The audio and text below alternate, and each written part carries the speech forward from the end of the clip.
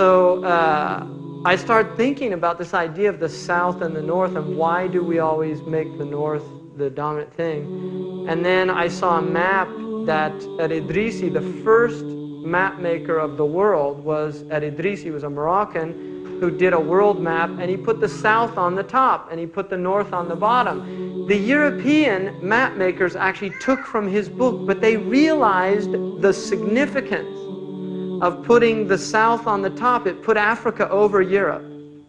And so they actually flipped it over and made their maps with the north on the top. And interestingly enough, if you read in the book called The Venture of Islam, Hodgson's points this out, how he said it's so unfortunate that the Muslims don't recognize that they made the first maps and they put the south on the bottom, and they should go back to putting the south on the bottom, because it's a completely Eurocentric worldview that actually does not have historical foundation.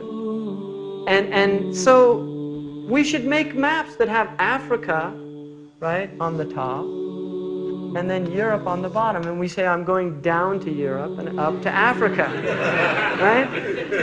So we have to say, I'm going up to Los Angeles and down to San Francisco, because in Arabic you actually do say the south is up. In fact, they call southern Egypt Sa'id, which is upper Egypt. And northern Egypt is lower Egypt. Ihbitu Misra, go down to Egypt, right? And also in Libya they say it as well. They say Nas'ad al-Qibla, we're going up south, wanzil al-Bahr, we're going down to the ocean, which is in the north. So this is traditional cosmology, and don't think this is insignificant, the impact that seeing maps all your life with Africa on the bottom. Yeah. And then the other thing about a southern map, nothing's over Arabia. That's another thing about it. Look at a southern map, because I have one that was printed in Australia, because the Australians caught on to this. And they said, why should we be down under?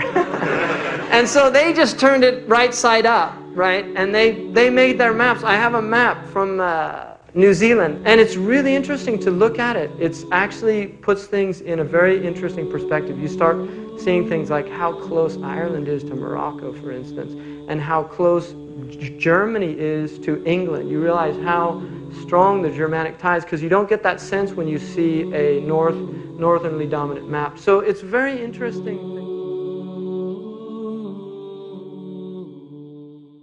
شمس روحي وحي ربي جنتي وحياة قلبي فرحتي القرآن حبي نور دربي وأماني شمس روحي وحي ربي جنتي